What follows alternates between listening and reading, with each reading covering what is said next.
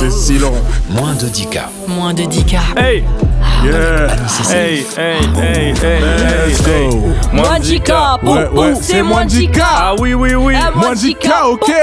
C'est moins de 10K. C'est Ah moins oui, oui, 10K, oui. ouais. Moins de 10 quoi? Moins 10 qui? Moins de 10K. Mais t'as dit quoi? Moins de 10K. Ok. Dis-le. Ok, je ne sais pas quoi dire, mais je vais rapper quand même. Tu sais pourquoi? J'aime bien ces rappeurs qui ont un peu de bonté dans la voix. Ouais, je suis avec mes gars, Alice et Farah. Même si Farah n'est pas un gars, mais tu connais, c'est comme ça. Ouais, j'arrive sur le. Ouais, c'est bon. Ouais, franchement. J'apprécie le C'était mégenrage. peut-être Non, une ouais, des t'as- meilleures fois. Non, t'as jamais fait autant de rimes, je crois. Non, je te jure. Vraiment, Dans parce le que d'habitude, rimage. c'est le flow qui Ouais. habille en fait. Mais vous quelque savez, part. la dernière fois, j'ai regardé l'émission et je Ouais. me suis trouvé scandaleux dans ça, dans cet Non, exercice. mais bah, là, j'ai pas dit que t'étais pas scandaleux. Ah, je le Bah, suis, il m'a- mais pas mais à Tu m'as d'autres mégenré endroits. quand même. Hein. Il y a un Je moment t'ai où tu me mégenré mégenres. Ouais. Non, j'ai dit les gars, genre guys. Ok, Tu vois alors ce ça que je veux marche dire alors. Je vais l'expliquer dans ce sens-là. Bah ça marche alors. Bah voilà, Non, mais en tout cas, bien joué, beaucoup de rimes. merci. Là, on a moins aimé le flow. La semaine pro, faudrait mélanger Les les deux, flows qu'on aime. idéalement. Les Et gens les qui ont des rimes. flots claqués, c'est les meilleurs rimeurs. C'est la différence pas entre les rappeurs certaine. de Paris et le reste. Ok, donne un exemple. Allez, mouille-toi. Donne un exemple. Je peux donner un exemple? Ouais. Ouais, tout à fait. Genre qui? Genre, ça dit. Bienvenue dans Moins de 10K, tous les vendredis. Émission dès 19h. On est ensemble jusqu'à 21h. Sachez que Moins de 10K, si vous ne connaissez pas le concept, c'est Eh l'émission oui. découverte. On est là pour vous faire découvrir Ah, des qu'est-ce qu'on morceaux. aime ça, nous. On est là pour faire des passes décisives. Toujours, On toujours. est là pour mettre en avant des choses qu'on trouve très cool. Ah, name. On a envie de mettre la lumière sur des choses qu'on trouve pas assez mis en lumière. La culture. Voilà, c'est à ça que sert Et l'émission. pas sur Sevran parce que Caris s'en est déjà occupé. Voilà, il y a déjà eu la lumière sur Sevran. On mais peut il y en a- ajouter un peu il y a plus. encore plein d'endroits, il y a encore plein de choses, il y a encore plein de propositions qui méritent qu'on mette de la lumière dessus. Ah, Et ça. c'est ce Fact. qu'on a envie de faire. Voilà, c'est ça le concept de Moins de 10K. Tous les morceaux que vous allez entendre pendant ces 2 heures, c'est des morceaux d'artistes émergents. Donc même C'est la vrai. playlist sera aussi en conséquence découverte. Pour m'accompagner dans ce projet d'envergure, je suis accompagné de Salif. Comment va Salif? Moi, c'est que pour les projets d'envergure qu'on m'appelle. Ok. Je vais bah, très bien, Anis. Et toi, comment tu vas? Moi, je vais très bien. J'aime beaucoup ta chemise. Merci. Et tu sais, j'ai regardé une émission hier, j'ai Ouais. regardé l'émission de Daniel Riolo là, Ok. et avec les autres là, L'after. l'after. Ouais. Et en fait, c'est marrant parce que dans cette émission, ils font comme si ils étaient pas filmés, D'accord. alors qu'ils sont filmés quasiment tout le temps. Tu D'ailleurs, les critiques gens... le look? Non, je critique pas le look, je critique l'attitude face au micro, tu sais. D'accord. Oh, je suis d'accord. Où ils sont en Le, mode, le mec en ils- duplex, tu parles du journaliste en duplex qui s'agaçait lorsque il parlait du jeu de France, l'équipe de France face à Non, Israël. pas forcément. Je parle en général quand ils regardent leur téléphone, Ah, ils s'en d'accord. foutent et tout ça. Ouais, non, là c'est la télé. Alors que là, c'est la télé en plus. Ouais, c'est la télé. Mais c'était tout ça pour dire que il faut pas oublier de dire que nous aussi, on est visible sur Ok. Twitch. Tu voulais dire qu'on est en vidéo aussi. On est en n'est direct, pas là. qu'en audio. Exactement. Et bah oui, on est là, on est en direct sur Twitch. Oui. Ouais, on est en direct sur Après, je Twitch. fais peut-être les choses dans le désordre Ouais, parce que je bah, présentais du coup, je suis pas les... prêt. Excuse-moi. À désamorcer non, dessus non, peut-être. si, t'as raison, Bah, t'as raison. allez, je non, le fais mais à ta t'as raison. place. Non, mais t'as raison. Farah est aussi dans l'émission avec nous. Moi j'aime moins ta chemise, Anis, par contre. Oh, Bon, bah, qu'est-ce qu'on fait? Je comment l'enlève. on se parle? Oh non, Choisissez. reste habillé, Je surtout. préférerais que tu la Je peux gardes. Surtout. l'enlever, hein. Non, Moi, non, je suis garde chaud de tout. l'enlever, hein. Oh non, garde tout, Anis. Ah là là, j'ai envie de l'enlever maintenant. Et tu Bon. peux pas l'enlever Vous parce savez que... quoi? Je vais enlever que le t-shirt. Oh non, mais quelle horreur. Et garder la chemise et torse. Body shaming de ouf, genre. Le ventre au milieu de la chemise. Comme ça, vous allez pas me faire chier. On est du coup dans Moins de 10K et Salif, il a raison de le rappeler parce que on est là pour vous faire découvrir des choses. Eh Mais oui. l'idée, c'est que vous aussi, vous participiez. Allez. C'est vrai. Et c'est pour ça qu'on est en direct sur Twitch. Mhm. Voilà. Qu'on a hacké le Twitch de Move. Parce que sachez que sur Twitch, vous avez envie d'aller sur mon compte, donc Anis Rali, ANISRHALI. Mais si vous êtes en voiture en train d'écouter la radio, ne faites pas ça. C'est un peu Ne dangereux. faites pas de virage Non. et n'allez pas sur Twitch. Mais je dis que les gens qui nous voient sur Twitch, vous pouvez balancer dans le chat un morceau d'artiste émergent et on va le faire passer en radio. En Faites principe, Kékro, on va faites passer. Kékro. Faites Donc Kékro. mettez-nous dans le chat de Twitch Ce que vous aimez. ce que vous avez envie qu'on fasse passer en radio. C'est exclusif. On a la Ouais. seule émission qui propose de faire ça. Ouais, les Trop autres, cool. ils ont Et- pas assez d'idées. Et non, ou peut-être que C'est ça qu'il veut dire. On n'est pas Ou obligé de se peut-être- faire des ennemis. On Oh, n'est pas ou obligé de se faire peut-être des que ce ennemis. qu'on fait, c'est pas très légal. Parce que J'ai j'ai cette impression aussi, parce ouais. que moi, je vous avoue que j'ai pas vérifié ce pan-là. On n'est pas allé au bout. On n'est pas Non, allé au non, bout. non. Il avait une idée, il a dit bon, on le fait. Voilà, j'ai pas ça, personne n'est au courant à Move qu'on fait ça, mais tant qu'on nous dit pas d'arrêter, on va continuer de le faire. Donc Oui, profitez, star. c'est peut-être la dernière première fois qu'on fait ça. Balancez des artistes, des sons dans le chat sur Twitch, voilà. Et les autres qui est en train de nous écouter, n'hésitez pas aussi à, si vous voulez nous envoyer des trucs après coup, sur l'Instagram, sur où vous voulez. On ira voir les artistes. On adore découvrir, on adore diguer. On est là pour ça. Voilà, même pour vous prouver tout de suite, on va écouter de la musique direct. Mais t'es malade. On va écouter l'artiste qu'on a reçu la semaine dernière. Il s'appelle Riflo. Il est sur le morceau Manon B qui tourne un peu partout avec Tiakola. Ça l'a mis beaucoup en avant d'être sur la tape de Tiakola. C'est pas comme ça. Et Riflo, là, maintenant, il va en profiter pour tout défoncer. De ouf. Donc, on a hâte de voir ce qu'il va faire. Il est venu nous présenter un morceau en exclusivité. Alright, moins de 10K avec moi-même, accompagné de Salif et Farah. Le chat sur Twitch, c'est bien, vous balancez des trucs là. Ice. Voilà, il y a déjà pas mal de choses. On va sélectionner là-dedans et passer ce morceau à la fin de la première heure. Je l'ai pas dit tout à l'heure, mais voilà. Un petit peu avant 20h, on va balancer ce que vous nous avez fait découvrir. Voilà, on aime bien profiter de vous, on aime bien que vous nous fassiez découvrir. Et là, le chat et ceux qui nous écoutent, on vous sollicite parce qu'en début d'émission, on aime bien faire des passes décisives, mais de culture. Ouais. Des passes découvertes. Fort. Des passes découvertes de culture. Bon, il faudrait qu'on bosse sur l'intitulé en tout cas. Sur le titre. Est-ce que vous avez découvert des trucs culturels cette semaine, Farah et Salif? Salif, si tu veux commencer. Donc écoute, pas du tout alors. Moi je veux... Bah si, bien sûr. Si, vraiment. Okay. moi je suis allé au musée du Quai Branly. C'est vrai? Oui. Et qu'est-ce que t'allais faire là-bas? Et bah écoutez, c'est un ami à moi qui est aussi mon coach de comédien et qui en fait a changé la localisation de l'endroit où on devait répéter. Et comme il a su que c'était mon anniversaire, il m'a dit bah viens, en fait on va dans un endroit que j'aime bien. Il a fait le mystérieux. Et en fait c'était au musée du Quai Branly. Et du coup, on est allé voir une expo en avant-première. Je sais pas trop comment ça se passe d'habitude. Et on a vu une expo sur les zombies. Je crois qu'elle s'appelle Zombie d'ailleurs.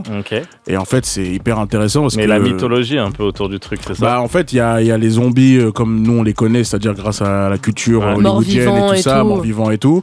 Mais que ça vient en fait d'une religion qui est le vaudou et qui vient d'Haïti, mais qui vient aussi anciennement du Bénin et de l'Afrique centrale.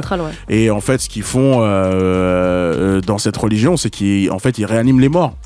Ils font des cérémonies où ils réaniment les morts. Créer des liens avec eux et tout. Pour créer des liens avec eux, ou bien quand c'est mauvais, ce qu'ils font, c'est qu'ils font ça pour contrôler les gens en fait. Et du coup, il y a tout un art, toute une religion, plein d'artefacts, trucs et tout ça. C'est même un peu mystique, c'est un peu spirituel, ça fait un peu peur. Donc ça fait un peu comme si tu vas voir un film d'horreur, mais en même temps, t'apprends des bails et en même temps, tu comprends pourquoi c'est lié à la culture que nous on a maintenant des zombies. Donc c'est hyper intéressant. Et t'as le nom de l'expo? Je pense que c'est Zombie, mais je vais faire une petite recherche rapide. Non mais ok, au moins on sait que c'est au musée du Quai Branly et ça va être pas mal de temps, je crois, 1 mois et demi et tout. Donc c'est hyper intéressant. Voilà, et ça s'adresse pas qu'aux férus de culture. Trop cool, c'est accessible. C'est ça qui est bien que Quai Branly. C'est ludique et tout. Moi, Quai Branly, moi qui suis quelqu'un d'assez stupide, Quai Branly, c'est un de mes musées préférés parce que c'est hyper concret. Genre, par exemple, il y a la première fourchette de l'histoire. Il y a, je sais pas, le premier javelot de l'histoire. Et tu sais, c'est concret, tu vois. C'est pas, des fois, peut-être que l'art, c'est un peu plus élitiste parce qu'il faut avoir les codes, il faut comprendre le prisme. Quai Branly, ce que j'aime bien, c'est brut. Et en même temps, tu comprends un peu tout. Il y a des thématiques archi diverses. Et après, il y a des trucs qui ont été pris à l'Afrique, je pense qu'il faudrait le rendre. Je pense que c'est le truc. Largement les pays occidentaux. Accélérer la restitution des trucs. En Angleterre, la France. Jacques Chirac, on a compris qu'il aimait la culture africaine. Maintenant, rend le truc chacun. Et toi, Farah, est-ce que tu as une petite découverte? Vous m'autorisez à faire preuve de malhonnêteté culturelle? Vas-y. Ok, aujourd'hui on a sorti un podcast. Ok, bah oui, parle-en. Un podcast qui apparaît dans le média Kissas. Kissas qui se traduit par histoire en arabe. Et en gros, la série s'appelle Déconstruire.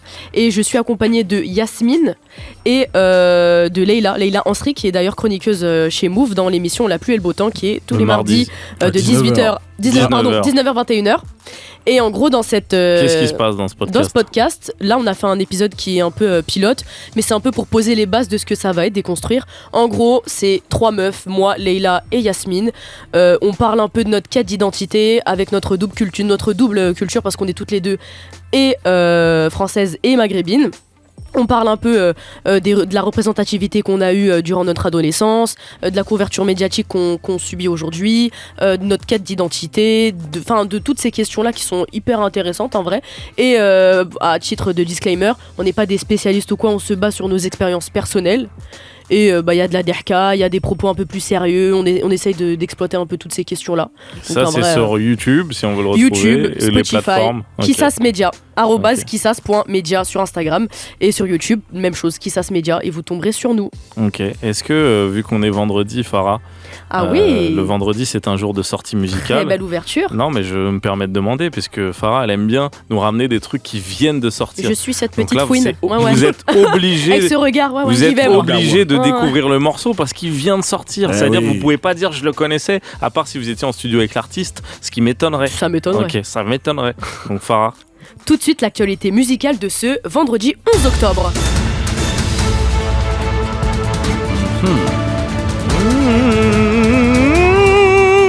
Qui dit vendredi, dit sortie. Nous avons maintenant avec nous en direct, en duplex depuis Montreuil, dans le 93, notre correspondante Faradinhos de Mwandika.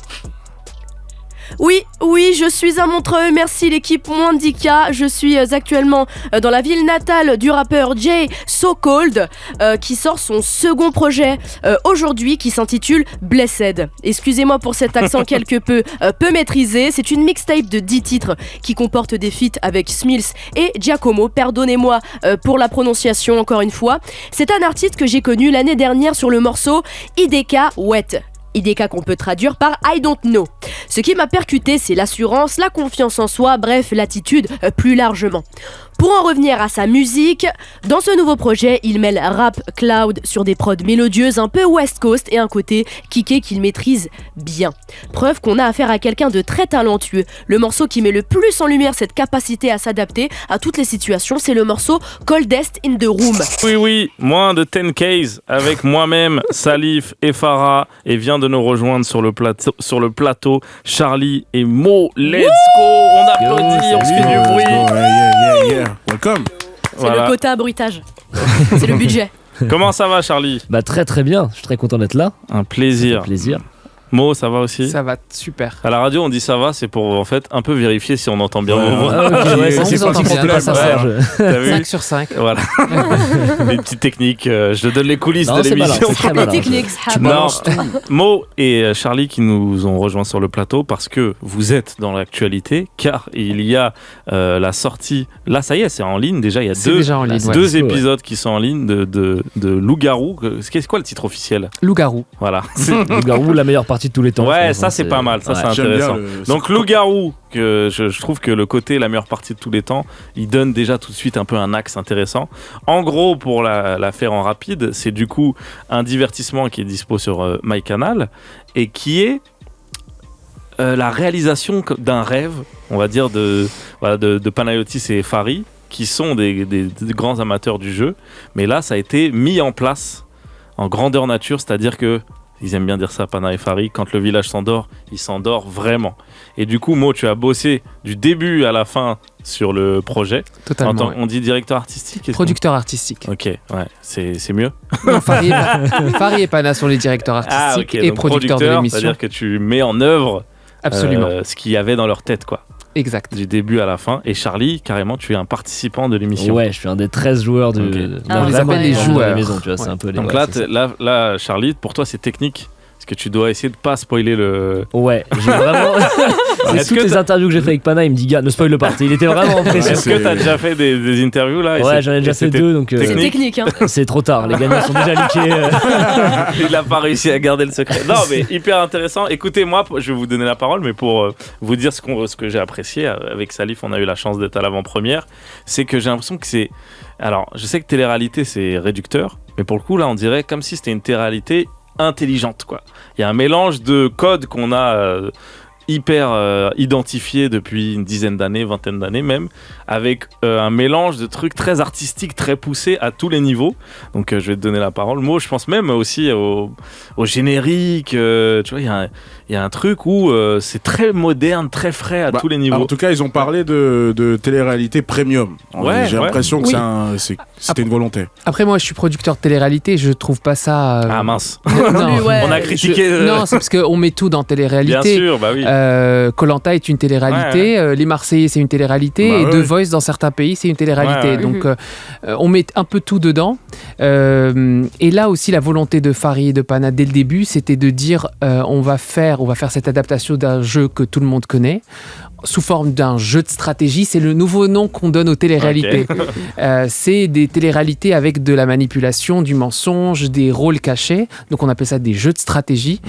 Et comment on le fait de manière intelligente et avec l'esprit Canal+. Parce que ça fait 5 ans que Fari et Pana ont eu l'idée autour d'une crêpe comme ils aiment le répéter. Mais moi, je les ai rejoints sur le projet il y a début 2022. Donc 3 ans, 2 ans et demi. Et au début, on l'a pensé comme un jeu de stratégie, et c'est au fur et à mesure qu'on a commencé à trouver cette écriture nouvelle. Et puis c'est en post-prod, ces 6 derniers mois, qu'on a réussi à trouver ce ton que vous avez vu à l'avant-première, que tout le monde peut voir sur MyCanal. Mais tu parles de signature Canal+. Oui. Du coup, ça se traduit par quoi ? C'est ce côté décalé. C'est-à-dire que nous, le secret, c'est qu'on a filmé la partie avec Charlie et 12 de ses comparses comme une partie très sérieuse. C'est-à-dire qu'on n'a pas été drôle, on leur a pas demandé d'être drôle. Certains persos sont drôles par nature, comme Stéphane qui est prof de théâtre, donc lui il faisait des blagues tout le temps. Mais les candidats jouaient un jeu sérieux. Et c'est le traitement après qui a été décalé. C'est-à-dire qu'on a apporté le ton comique, et avec Mr V à la voix off, et l'écriture avec Freddy Gladieux, avec Jason exactement, et Fari et Pana avec ces scénettes qui viennent à donner un ton plus léger à quelque chose de très sérieux, pesant et exactement. C'est parce que je me permets, j'ai vu passer plusieurs interviews de certains participants qui parlaient de cette expérience comme étant quelque chose qui a changé en fait leur vie. Moi j'ai eu un avant-après dans ma vie, les gars. Ouais, clairement. Oui, parce que en fait, ce qui est intéressant, c'est que c'était une expérience pour tout le monde, que ça soit pour toi, Mo, que ça soit Charlie, Pana. En fait, vous êtes lancé dans un truc qui a des codes, etc., mais qui en vrai est tellement un mélange de plein de choses qui fait qu'on savait pas même comment les candidats ils pouvaient réagir. Est-ce que ça allait être amusant pour eux ou est-ce que ça allait être psychologiquement le poids. Enfin, il n'y a pas de référence du truc, quoi. Mais en quoi qu'est-ce qui a changé dans ta vie après la participation? Je suis rentré chez moi, j'ai quitté ma meuf, j'ai pris un chien. Et c'est pas une vanne.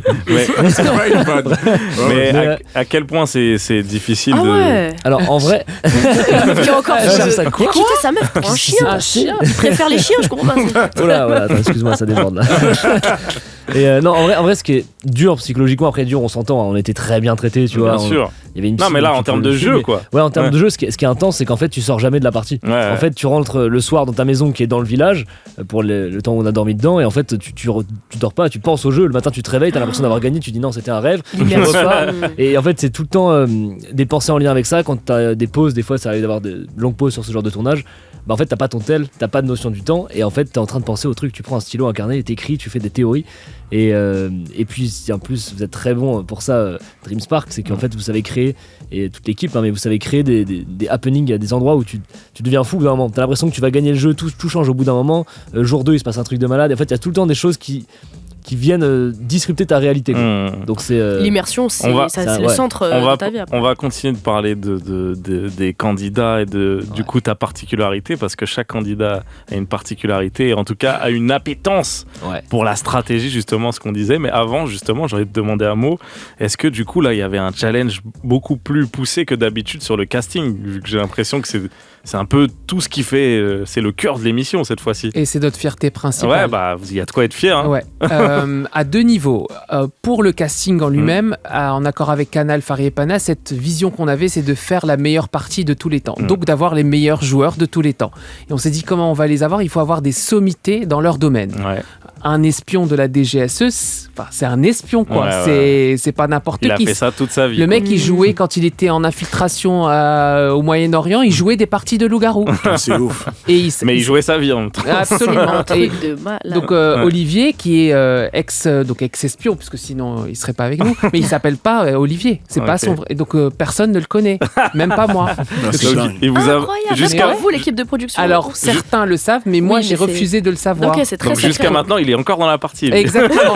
Il n'a pas quitté. Je voudrais dire que c'est fini. Donc d'avoir par exemple Aurélie Jean, qui est une scientifique en algorithmique qui travaille avec le MIT, qui habite à Los Angeles, de la convaincre de faire un jeu de stratégie en pleine forêt, faut y aller. Mais en fait, ce qui nous a beaucoup aidé, c'est pas les 100K à la clé, c'est vraiment leur amour du jeu des loups-garous qui est connu mondialement. C'est le jeu de société français le plus vendu de tous les. Et ça se tient. Voilà. C'est marrant, c'est l'idée de. Et la plupart avaient du coup enfin, je suppose que à des degrés différents, parce que peut-être il y en a qui ont joué il y a un moment, etc. Absolument. Mais ils avaient, même ceux qui le connaissent de loin, se disaient c'est excitant ce que vous proposez là. Et donc il y avait ça, il y avait Fari et Pana parce que c'est un gage de qualité, c'est un gage premium, et Canal+ encore plus. Donc, et même j'ai eu des joueurs à un moment donné qui disent mais c'est en Prime, je dis mais bien sûr que c'est en Prime. Tu vas trouver ça pour la deuxième PS, c'est en Prime, c'est sur MyCanal et tu vas voir ce qu'il va y avoir comme. Et on n'est pas déçus parce que Canal nous a suivis. Le deuxième point important, c'est que produire une télé-réalité, un jeu de stratégie en général, on s'en sort bien. Voilà, les candidats jouent le jeu, pas eux. Ils te matrixent toi. Moi, quand j'ai eu des anecdotes où je rentre dans les cabanes de chacun pour rappeler les enjeux, ok, c'est l'assemblée numéro 2, donc les probabilités que les villageois gagnent, c'est ça, les probabilités des sans dire quoi que ce soit. Et j'ai des joueurs qui me disent, en fait, tu as dit qu'un tel, il était loup-garou. Je dis, j'ai rien dit, meuf. J'ai strictement rien dit. Les suppositions, tu deviens ouf. En fait, tu ne peux rien. Il faut faire attention à si je rentre dans une des maisons sans rentrer dans toutes les autres maisons, c'est un signe quelque part de Mo est rentré chez Charlie, donc ça veut dire que Charlie est un tel. Mo est rentré chez Alexandre. Mais j'ai rien fait. Mo est arrivé. Et j'avais même Aurélie qui de temps en temps me voyait de loin. Elle fait donc il y a un problème. J'ai rien dit. Attends, mais là du coup moi j'ai envie de c'est anxiogène. J'ai envie de te questionner là-dessus. Et même Charlie, si t'as la réponse. Je pense que vous voyez le format Jury Duty. Oui, bien sûr. Et en tout cas c'est un prank géant. Mais à la fin il y a un peu un making of et tout. Ça a failli capoter une quinzaine de fois, etc. Est-ce qu'il y a eu des moments où genre je sais pas dans quelle mesure tu peux rentrer dans les détails, mais des moments où il y a des infos où sans faire exprès, il faut être hyper vigilant sur. Non. En fait, parce que le plus dangereux, c'est que l'identité des loups-garous soit dévoilée. Non, parce qu'on a d'autres stratégies en place. On sait que si quelqu'un par malheur dit le nom d'un loup-garou, on va allumer d'autres feux. En fait, la stratégie, c'est de donner d'autres noms en même temps. Donc non, sur ce coup-là, vous aviez anticipé au cas où, en fait, tous les pires scénarios possibles. Absolument, on appelle ça les SI. Les SI, c'est SI, on a le déluge et qu'il faut quitter le village. On l'a eu d'ailleurs. On a dû aller dans un hôtel. Dans un hôtel, au bout de la 3e nuit, parce qu'il y a eu le déluge et ils ne pouvaient plus dormir là-bas. Parce que c'est en pleine forêt, pour expliquer aux gens. Il y avait de la boue, c'était Koh-Lanta. Et il y a eu les SI pour tout, quoi. Il y a SI pour tout. Et si le Covid, et si une pandémie, parce que ça. Vous avez imaginé en fait tous les scénarios. En fait, on imagine tout en amont. C'est notre rôle de producteur. Putain, mais vous devrez bosser dans le ministère, du coup, parce que c'est ça qui nous manque, j'ai l'impression. Ils ont rien prévu au ministère. Ils ont rien prévu du tout pour le coup. Ils sont choqués à chaque fois. Là où on a failli avoir des problèmes, c'est qu'on n'imaginait pas pour ces cerveaux la difficulté et l'émotivité de ces personnes. Émotionnellement parlant, c'est là. Et on a failli avoir plein d'abandons. Parce que c'est hyper... De candidats qui n'ont pas supporté, il fallait aller les voir, les réconforter, des gens qui étaient tellement dans le jeu. On le voit à un moment donné dans un épisode ça les rendait fous. Et ça, il fallait être avec eux. Le support psychologique était... On avait une psychologue 24 heures sur 24 sur le set. Que Charlie voyait, que tout le monde voyait. Carrément. Bien sûr. Et alors, elle est bien cette psychologue? Ouais. Tu la recommandes Angélique, vous pouvez parler. Tu la recommandes? Ouais, en vrai, ouais, Angélique, j'aimerais bien la revoir d'ailleurs. Avec grand plaisir, je te donne les cordes. Ah, parce que là, tu dors plus là? Ouais, depuis. Putain. Non, mais vraiment, ouais. Ok, C'est hyper intéressant. Hyper intéressant. On va écouter un peu de musique et on va continuer de parler avec vous parce que c'est trop intéressant. On marche sur un fil parce que il y a tellement d'infos, tellement de. Même à l'avant-première, ça s'est senti. Il y avait déjà, je pense que vous l'avez vu, genre les gens sont rentrés dans le jeu en mode mais non, truc. Il y a un truc où ça se rapproche un peu du sport, quoi. Où il y a de la déception, de la joie, etc. On va rentrer dans le détail. Chaque semaine, Salif, il nous ramène une découverte anglophone parce que lui, il aime pas le français. Non, c'est pas vrai. Je pense que il y a un fond de vérité. Il faut nous faire découvrir des trucs anglophones. Ouais. Et ce qui est bien avec Salif, c'est que tu communiques avec les artistes que tu mets en avant. Et je crois que tu as reçu une lettre de l'artiste. Bah oui, il a écrit une lettre pour vous. Waouh. Donc, Leicester, 7 octobre 2024. Cher Mwandika, Salif, brother, j'ai vu que c'était ton anniversaire lundi dernier. Eh bien voilà, c'est tout. Mon nom, c'est Synthé. Moi, je suis un peu comme toi, je suis un fervent supporter de mon club de toujours, Leicester. J'ai jamais lâché le steak. Même avant qu'on remporte la Première Ligue en 2016, après avoir échappé à la relégation de peu la saison précédente. On est entré dans l'histoire, avec des N'Golo Kanté, des Vardy, des Riyad Mahrez, notre belle bande de local MVPs. Traduction, joueur local qui a le plus de valeur. Et c'est comme ça que je me définis aussi.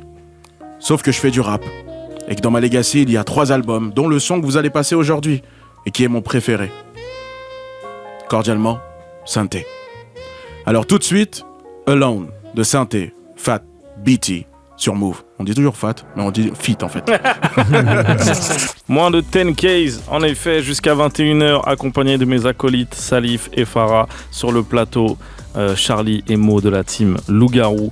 Loup-Garou, ça y est, les 2 premiers épisodes sont disponibles. C'est dedans. Ça va être 2 par semaine dans l'idée? 2 par semaine. Ok, il y en a 8, gourmand, c'est ça? Oui. Oh, okay. C'est gourmand.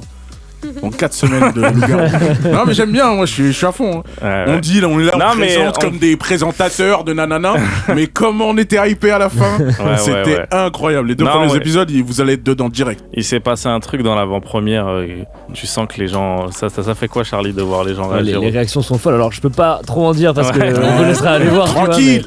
Mais de se dire que en fait, à chaque... Parce que là, vous étiez tellement entre vous que genre, vous avez oublié qu'à un moment, des gens peut-être vont le regarder. Non, quoi. c'est vrai. Même quand t'es à l'avant-première, t'es encore avec les joueurs. On était un peu tous ensemble, on capte pas trop.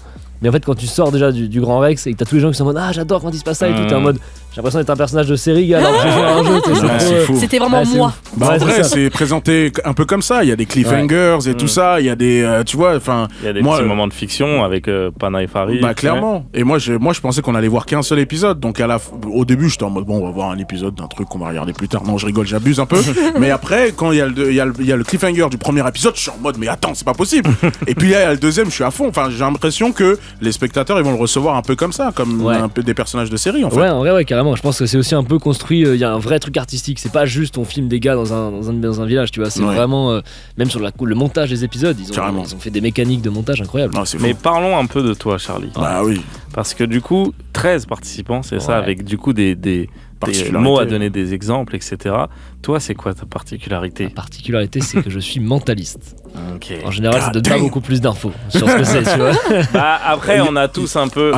Il y a eu un âge d'or quand même du mentalisme. Il y a eu le prime du mentaliste avec The Mentalist. Avec The Mentalist, il y avait tout arraché. 2-3 séries sur des mentalistes. Ils ont tout arraché à ce moment-là. Non, mais même au-delà de ça, j'ai l'impression que du coup, on voit dans quel sens dans un jeu ça peut servir. Après, peut-être qu'on n'a pas le détail. Quels sont tes avantages pour comprendre une partie, rentrer dans la tête des gens, c'est quoi? Est-ce que déjà on fantasme trop le truc ou oui, on fantasme le truc, mais c'est aussi notre taf de vous faire fantasmer le truc, tu vois. Donc déjà ça m'aide, ça me permet de donner l'impression aux gens que je suis presque surhumain. Alors qu'en vrai non, mais les gens pensent que je le suis. Donc toi tu joues sur ça aussi Ouais, je joue sur ça et après j'ai des vraies analyses où par exemple quand les joueurs rentrent dans le village, j'analyse tous les profils des joueurs un par un pour essayer de savoir leur métier, leur profession avant de les rencontrer et avoir un temps d'avance quoi. Et ça ils le montrent, donc c'est assez marrant à regarder. Et c'est des vrais tips de mentaliste en fait de cold reading. Donc c'est un peu le pouvoir de Sherlock Holmes, lecture à froid. Quand tu observes des gens, tu peux déduire des choses sur eux très facilement. Tu peux déduire plein de choses en fonction de leur façon de te parler, de te regarder, de s'habiller, etc.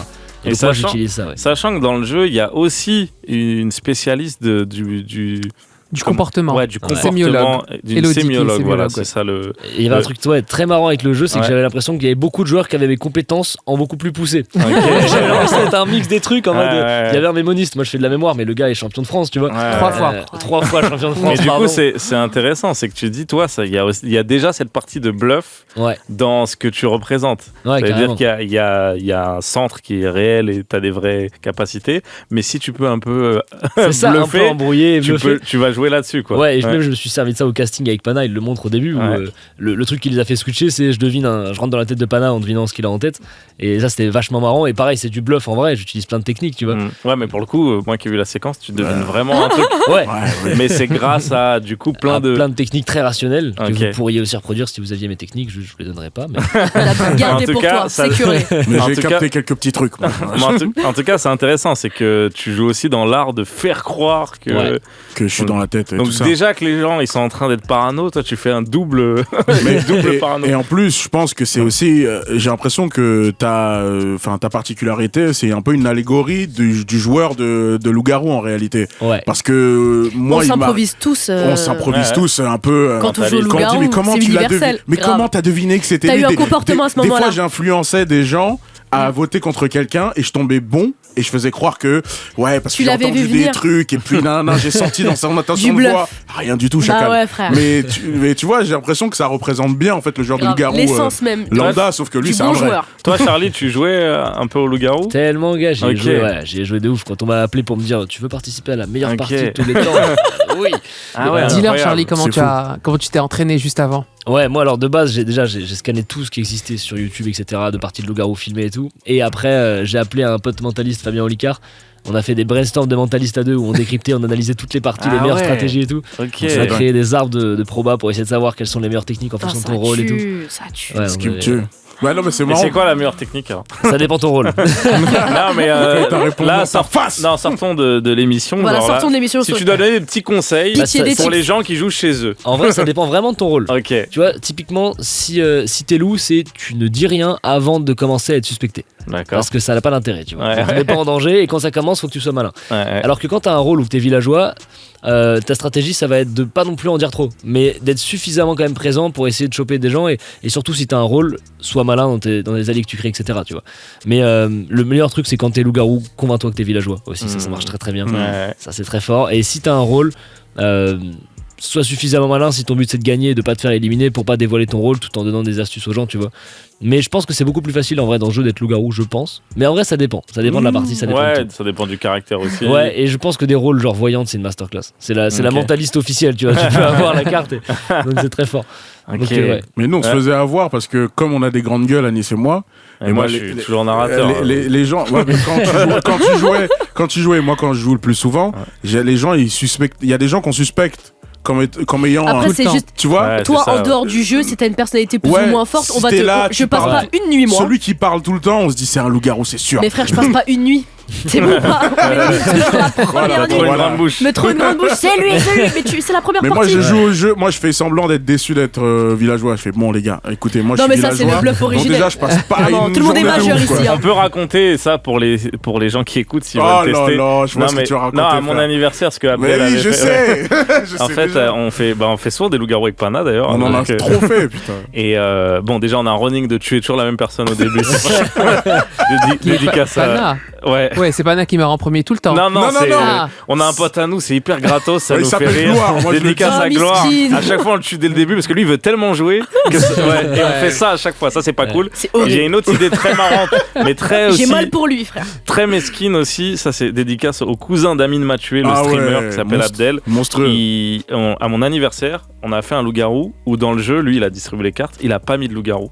Ah, Mais il a fait ça juste pour se faire kiffer lui. Parce que nous, on n'est pas au courant. On a été tous à fond. Et par contre, dès que quelqu'un mourait, c'était jouissif parce qu'il lui disait regarde, il n'y a pas de loup-garou. Donc là, c'était un peu la revanche de ceux qui se faisaient éliminer parce que du coup, ils regardaient des gens dire. Qui éliminait le soir ? Ouais, bah c'est lui. Le lendemain, au hasard, il disait un tel est mort. Et il disait ça les rend fous. Il était trop content. Donc, moi, comme je vous disais, je suis tout le temps narrateur et là, pour une fois, je jouais. Donc il m'a niqué ma seule partie de ma vie. Mais du coup, j'ai trouvé l'idée folle. Donc si vous voulez l'essayer une fois dans votre vie. En fait, c'est une variante officielle du jeu loup-garou. Oui, c'est une extension officielle. Non, je crois pas qu'Abdel est un génie. Ok. Mais nous, on a là aussi, quand on produit des téléréalités, on écrit, on crée le concept, etc. Ouais. Mais là, pour le coup, les loups-garous avec toutes les extensions, le village, Nouvelle Lune. Il y avait de quoi se nourrir. Ils avaient écrit une téléréalité avant l'heure en 2000. Mais c'est vrai qu'aussi, il y a toutes les cartes différentes. Mais bien sûr. Parce que souvent, on n'a pas la possibilité de pouvoir. Enfin, moi, il y a des cartes, à chaque fois, je me dis, c'est quand on joue à 20 qu'on peut les mettre. Ouais. Mais je sais qu'il y a le loup-garou blanc, il y a l'enfant sauvage. Ou bien sûr. Mais ça, c'est des trucs. L'ange. Moi, on n'a jamais joué avec ça, mais ça m'excite juste de lire le. Ouais. Il a la possibilité de. Il y a trop d'idées. C'est extraordinaire. L'ange, il fait quoi ? L'ange, s'il est tué en premier, il gagne la partie. Ça s'arrête là. Ça s'arrête là. C'est incroyable. En fait, c'est comme les délires de Cupidon. Mais c'est un jeu musulman en fait. Parce que il ramène tout à lui. J'ai l'impression d'avoir déjà entendu cette histoire. Ok, incroyable. Il y a des trucs comme ça. Il y a des trucs foufous qui peuvent permettre de changer complètement la partie. Nous, le grand challenge, ça a été de transformer une partie de 30 minutes en une partie de 13 jours. C'est ça. Oui, parce qu'il y a une des particularités qu'on peut peut-être, je sais pas si on peut rentrer dans le détail, mais qu'est-ce que font les gens la journée ? On peut. Bien sûr. Ouais. Ça, je trouve, c'est une idée de fou, ça. Alors, il faut planifier. Ces candidats, ils sont dans un village, on leur prend leur téléphone portable. Ils sont faut qu'ils s'occupent, quoi. On ne peut pas leur dire. Exactement. On se voit. On s'attrape tout à l'heure. Ouais, exactement. 14h, tu viens, PAT, il faut. Ouais. Non, on s'occupe d'eux. Donc, il y a, par exemple, les coordinateurs candidats qui sont tout le temps avec eux. Ils sont tout le temps pour parler avec eux, pour s'ils ont besoin de quelque chose, mais surtout pour les empêcher de parler entre eux pendant les moments off. Parce qu'ils sont tentés de se parler, de se dire mais tu sais, mais moi, ma théorie c'est. Et puis vous, en fait, vous loupez de la substance. C'est tout. C'est pas juste pour les empêcher gratos. Non. C'est de se dire, c'est dommage, ça peut être de la substance pour l'émission, quoi. Si ce n'est pas filmé, ça sert à rien. Ah oui. Donc, on s'occupe d'eux. Le matin, souvent, on arrivait vers le village je dirais en moyenne, pas quand il y avait on tournait jusqu'à très tard à cause de la pluie, mais ils arrivaient vers 9h au village, de 9h à midi, ils avaient les interviews. Donc en fait, ils repartaient, les journalistes les interviewaient, c'est les fameux plans en rouge qu'on voit derrière, et ils leur demandaient, comment s'est passée la journée d'hier, quelles sont vos théories. On demandait aux loups de parler comme s'ils étaient villageois. Comme ça, on peut utiliser ces plans pour le téléspectateur, pour qu'il fasse son enquête aussi. Et à partir de midi, donc soit ils partaient à manger, on filmait le déjeuner, soit on filmait le déjeuner et le dîner. Et l'après-midi se déroulait soit les enquêtes, les quêtes, qui sont des épreuves pour gagner des pouvoirs supplémentaires. Donc pour moi, c'est ça la particularité. Là. C'est ce côté quête. C'est pas figé, t'as pas ta... Dans le jeu de cartes, il n'y a pas cette partie-là. De jeu. Il y a un l'idée, c'est pour gagner, en tout cas, des pouvoirs magiques, ou les exemples qu'on donnait, voyantes, sorcières, etc. Les cartes au rôle. Il y a des quêtes qui sont mises en place pour qu'on puisse faire gagner des choses pour les... Mais ça, c'est une idée de fou. Et les joueurs doivent jouer ensemble pour gagner cette quête ensemble. Et du coup, sauf que les loups-garous, ils ont tout intérêt à faire saboter. Mais il faut qu'ils restent discrets parce que s'ils sabotent un peu trop visiblement, ils se font targeter le soir. J'aime trop cette idée est folle. C'est là où l'adaptation elle rentre en jeu. C'est là que parce que là, cette idée pour moi elle est tellement folle que vous pouvez relancer un jeu de cartes, reprendre un petit billet. La réalité c'est que on se pose la question dans un jeu de 30 minutes, les suspicions, genre j'ai entendu un bruit à côté, le mec il est loup. C'est pas. Alors que dans une partie de 13 jours, il faut des éléments d'enquête. Il faut des trucs sabotés, il faut des preuves. Et donc, vous le voyez au premier épisode, à l'heure de la première quête, il y a des personnes qui vont être ciblées. Qui se sont démarquées malgré eux, quoi. Aurélie au début, les gens se disent non mais dans la quête des portes, elle a fait un truc chelou. Mais est-ce qu'elle a fait un truc chelou parce qu'elle avait des doutes ou elle a fait un truc chelou parce qu'elle est loup? ça... C'est rajouter des terrains de suspicion. Exactement. C'est génial. Et plusieurs couches, quoi. Non, ça tue. Trop bien. Loup-garou sur Canal, là, les 2 premiers épisodes déjà disponibles. Allez, chaque semaine, ça. vous allez attendre chaque semaine les autres épisodes. Moi, je les ai demandés à pas. Non, je rigole. Et on les a pas envoyés. Donc, voilà, chaque semaine, soyez au rendez-vous. Moins de 10K avec moi-même, Salif, Farah, sur le plateau, la team Loup-garou, Mo, qui est à la production artistique, et Charlie, qui est l'un des participants du jeu. Là, on est ah ouais, ça y est, c'est 50. Je voulais qu'on joue au Loup-garou. On n'a pas le temps. Ah, ça aurait été trop bien. On ne pourra pas faire de partie. Non, juste déjà, vu que le chat nous a proposé un morceau, donc si vous rejoignez l'émission, sachez qu'on est en direct sur Twitch aussi. Et on a demandé aux gens du chat sur Twitch de nous balancer un morceau à découvrir. Et il y a quelqu'un qui s'appelle Galdenash. Non, mais qu'on connaît bien, qu'on connaît très bien, qui nous a balancé un morceau. Est-ce qu'on se l'écoute ? Allez, vas-y, on s'écoute un extrait. Petite découverte. Elle me dit demain c'est loin. Ok. Mais les photos d'hier sont en argentique. Il faut que j'aille voir le dentiste. J'ai trop la rage depuis l'Argentine. La money par là, la money par-ci. Nous c'est pour l'argent en trim. Ça date ça depuis la Sega. J'avais pas l'âge que j'ai connu la béda. Moi je suis qu'un mec de plus qu'à traîner dans le squat. Aujourd'hui y'a mon nom sur la liste. Ok. La vitesse. Le morceau qu'on est en train d'écouter, c'est Argentique et l'artiste c'est Carlito. Carlito 13. Est-ce que c'est pas Carlit 013? Ah, vous êtes. Je vous l'épelle. CARLIT 013. C'est pour ça que ça m'a fait bugger. Argentique. Bah merci pour la découverte. J'aime bien. Tous les vendredis, on va essayer de se mettre sur Twitch. Comme ça, vous pouvez nous balancer, vous aussi, vos artistes. Faites-nous des passes D. Ouais, comme ça, c'est pas une dictature, c'est pas que nous qui décidons de la musique. Mais un peu quand même. Vous aussi, vous pouvez nous envoyer. T'as bougé la tête, j'ai vu, Charlie. Non. Absolument pas. Tu n'es pas le loup-garou de la musique, ça ne marche pas. J'ai essayé pas partout, pas dans toutes les sauces. C'est dur de créer un jeu, hein. C'est pas aussi simple. J'ai essayé, j'ai raté. Non, mais j'ai envie vu que là, on est dans les derniers instants avec vous, parlons un petit peu de ce que vous faites à côté. Toi, Charlie, du coup, t'as un spectacle, carrément. Ouais, un spectacle point virgule où je fais du mentalisme. Je fais monter des gens sur scène et je les mentalise. Après, il y a un fond aussi. Donc, c'est un show d'une heure. C'est un show d'une heure, ouais, c'est ça. Est-ce qu'il y a un peu de stand-up dedans aussi ? Ouais, en vrai, mon but avec ça, c'est vraiment de bluffer les gens, les faire rire et les faire réfléchir. C'est un peu les 3 axes du show. Et du coup, il y a des vannes, il y a du fond et il y a évidemment du mentalisme.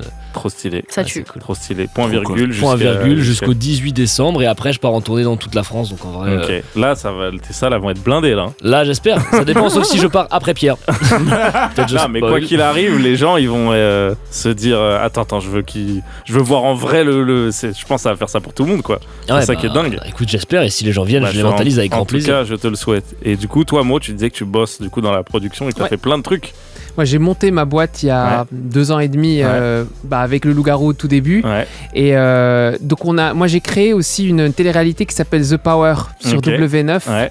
Et qui a fait un très beau succès sur W9. Et qui, pareil, est sur le côté stratégique. Bien sûr, avec le principe, un principe simple, c'est l'un des candidats à le pouvoir, il a The Power, c'est le power player, et il peut faire la misère à tout le monde, en secret, et aux autres de savoir qui est le power player, parce que son pouvoir ultime, c'est d'éliminer sa cible. Si la cible trouve qui a le pouvoir... T'as des petits frères et sœurs, on dirait un... Non, pas du tout. J'ai un jeu de grands frères là. Ok, on va faire un truc, tout le monde va aller me chercher à boire et à manger. Mais c'est ça. J'ai le power. Non, mais c'est ça, c'est qu'on se dit souvent, on est un peu conspirationniste, on dit il y a quelqu'un d'autre qui a le pouvoir et ça, en fait on est parti. Et là c'est vrai, on est parti de ça et on prépare des jeux de plateau un peu inspirés de jeux de société pour du Prime, pour M6 et TF1. On fait aussi un jeu d'aventure pour France Télé. Enfin voilà, on travaille. Et The Power, il y a une émulsion en ce moment en tout cas. Absolument, ouais. De création française, c'est cool. Et de prendre un peu plus de risques absolument. qu'on a vu. Et on est en préparation de Loup-garou saison 2. Ouais. Et la 3 est annoncée aussi. Déjà 3, ouais. Et 3. Ah ouais, c'est vrai. Déjà 3. C'est Bana qui l'a annoncé. C'est annoncé. Non, mais c'est dingue. 2 et 3. C'est incroyable. Non, merci beaucoup à Canal. Et oui, j'ai jamais vu ça. Avant même la diffusion de valider deux autres saisons. La première. Et il faut dire aussi que Canal, c'est pas leur corps de métier de base, donc c'est aussi un risque pour eux. C'est ça que j'aime bien dans ce projet, c'est que tout le monde s'est dit allez, on sort un peu tous de notre zone de confort. Exact. Et on tente un truc, donc c'est normal que ça vous lie et que du coup. Absolument. On travaille très bien avec Lies Bouchiche, avec Jérémy, avec Jean-Marc Jurami, Gérald Brice-Viret. Franchement, c'était impeccable parce qu'ils ont cette vision de fiction qu'ils nous ont apporté et ça a été super. Trop stylé. Et on parle aussi d'une exportation à l'étranger. C'est ça ce que j'allais dire. Absolument. Alors on peut pas encore annoncer les pays, mais j'ai reçu beaucoup d'appels entrants. Il y a le MIPCOM qui arrive, c'est le 20 du 20 au 23 à Cannes, et c'est le marché où on vend les formats à l'international. Donc là, je vais rencontrer des Anglais, des Américains, des Espagnols, des Allemands, et on va peut-être tourner en France, à Paris, avec des Français, donc à la caméra et tout. Donc c'est super. Comme Fort Boyard qui ramène tout le monde. Oh là là, la version algérienne là. La version marocaine. La version marocaine est très drôle aussi. Surfer, c'est le... Et Tite-Sweet. C'est passe-partout. C'est exactement. C'est deux nains qu'on a appelés Tite-Sweet et Surfer qui se traduit par les clés. Ouais, exactement. Le mec des clés. C'est beaucoup plus juste que passe-partout. C'est beaucoup moins discriminant que passe-partout. Donc bravo les Marocains. Merci, écoutez, merci. Ok, merci d'avoir été là. Merci. C'était un plaisir. Allez streamer tout ça. Allez regarder Loup-Garou. C'est déjà en ligne et ça sera à chaque fois, chaque semaine en prime. Chaque vendredi en prime si vous voulez vous mettre en premier devant la télé. On est avec l'artiste de la semaine. Il va nous balancer un live juste pour nous en exclu. Ça va être le feu. Hey, on envoie T-Bab dans la maison. Let's go. Bang, let's go. I'm in this bitch, man. Straight gang shit. You merely adopted the dark. I was born in it. That's him. Dark on it. I didn't see the light until I was old. LLK, LFJ, you don't know. It's nothing to me but blinding. Gang son demon, if I pop on them, bitch, we got the Glocks and the drops, we gon' slide on them, bitch, I really get my block hot, big Pyrex on them, j'étais dans la trap, ship les packs comme Amazon, bitch, I from SM, where we got a lot of guns, shooter la Jamaïcain, il pas qu'à venir là pour faire fun, bitch, we really run a block, and they ain't making no funds. J'vends une brique, j'achète une chaîne, j'me sens comme Leo Mitch. Tu peux voir mon blast sur des tampons de bricks, aussi des affiches. Le Mercedes il est allemand, le Glock 26 il vient d'Autriche. Joue pas avec moi, c'est pas fair play, c'est de la triche. Mon cosy papa il sent plus son visage. J'peux pas mixer avec ces cons, ils ont au moins 100 visages. Range Rover do the dash, tu me vois pas partir dans le virage. Pas venir jouer Ever Squad, la hook ça prend un visage. Mon cosy papa il sent plus son visage. J'peux pas mixer avec ces cons, ils ont au moins 100 visages. Range Rover do the dash, tu me vois pas partir dans le virage. Pas venir jouer Ever Squad, la hook ça prend un visage. Now the fuck we come in this bitch, man. 100 rounds in this bitch, man. Pourquoi tu nous fais le top shooter, tu vends que du terre. Et si je vendais tout mon or, j'irais faire un tour chez le diamantaire. Kishta, AK-20 bricks pour un parfinateur. Cosy pull up avec AK-47. Cosy pull up avec un Draco, c'est pas un militaire. J'ai des plugs du Suriname, de SM jusqu'en Angleterre. Bitch, I feel like D-Rose, the way I'm ballin' on him. Say my youngins do the damage, yeah, they got the choppers on him. Cause he selling dope in the party with his mask on him. J'ai mon Glock caché, ouais, j'connais la tactique. Mon cosy papa il sent plus son visage. J'peux pas mixer avec ces cons, ils ont au moins 100 visages. Range Rover do the dash, tu me vois pas partir dans le virage. Pas venir jouer Ever Squad, la hook ça prend rien.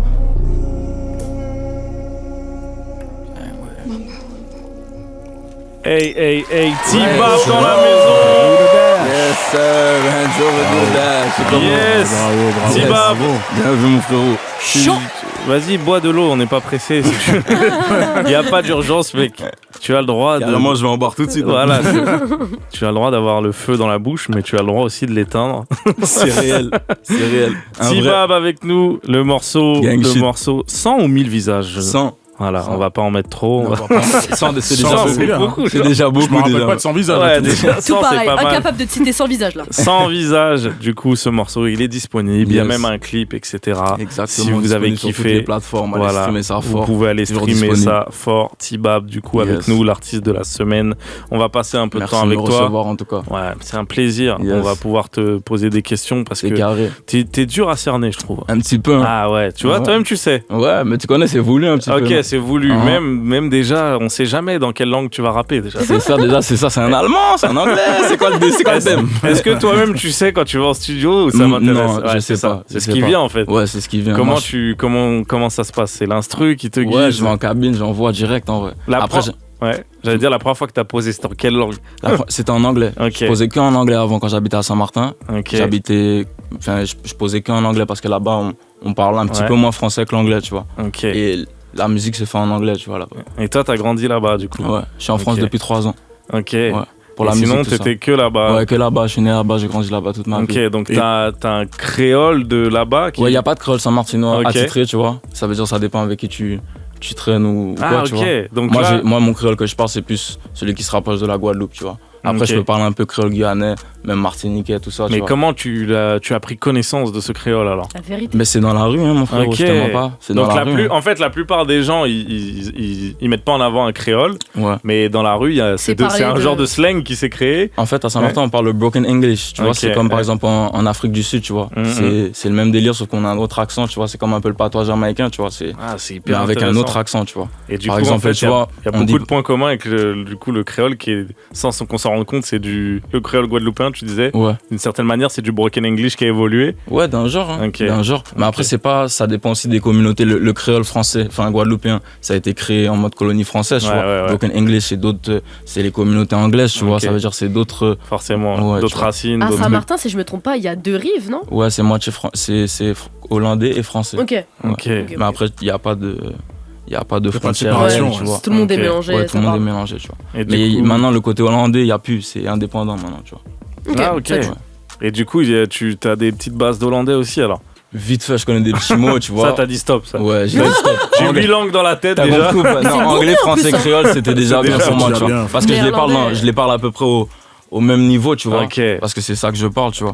Et du coup, après, je comprends un peu d'espagnol, tout ça, mais je peux pas me permettre de le mettre dans mes sons.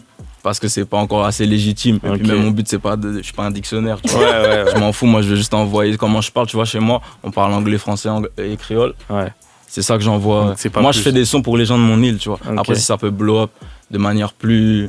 Tu vois. Ça tue. Intéressant. Et toi, du coup, dans ton entourage, vu que tu as commencé la musique là-bas, on a envie de savoir pour visualiser comment c'est la scène musicale là-bas. Il n'y a pas vraiment de scène. Hein. Tu vois, il n'y a pas énormément de scène. Il fallait que tu te débrouilles, quoi.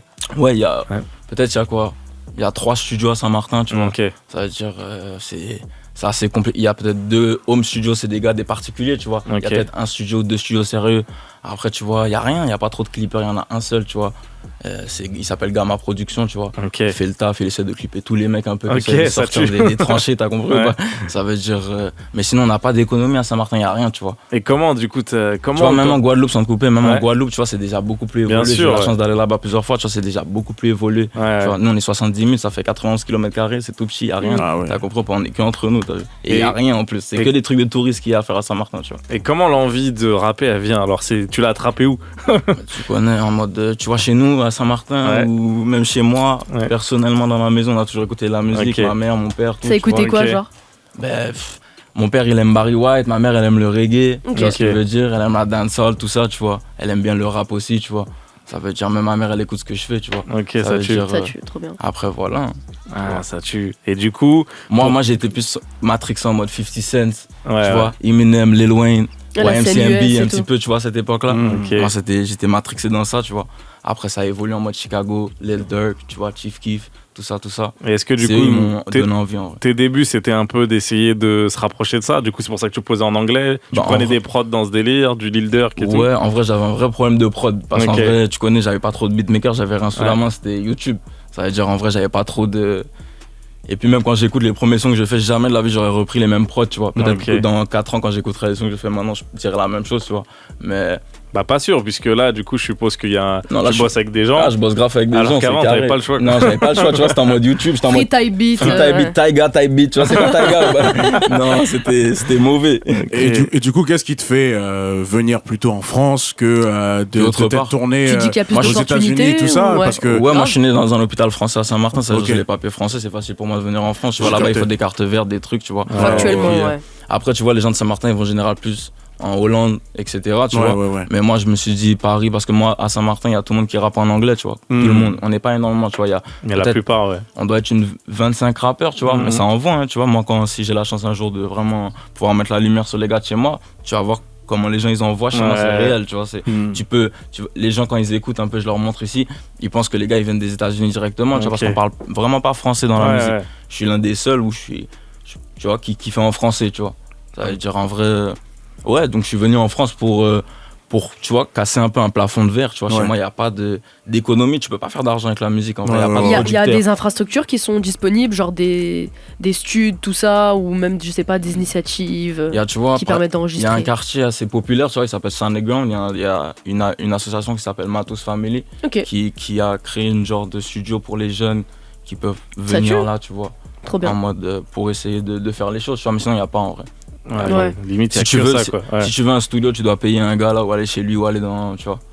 Il n'y a pas de structure pour aider vraiment les jeunes dans ça, tu vois. Comment t'as créé le contact avec du coup l'Hexagone? Est-ce que c'est fait avant ou t'es arrivé là en mode vas-y, c'est quoi? C'est mon cousin qui m'a chauffé, tu vois, d'un genre, c'est comme mon cousin, tu vois.